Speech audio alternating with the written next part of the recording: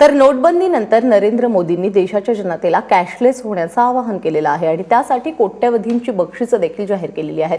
मात्र राज्याचं मंत्रालय कितपत कॅशलेस झालेलं आहे, तिथले व्यवहार कॅशलेस करण्यामध्ये सरकार यशस्वी झालंय की नाही याचा आढावा आम्ही घेतलेला आहे। पाहूयात अक्षय कुलकर्णीचा रिपोर्ट।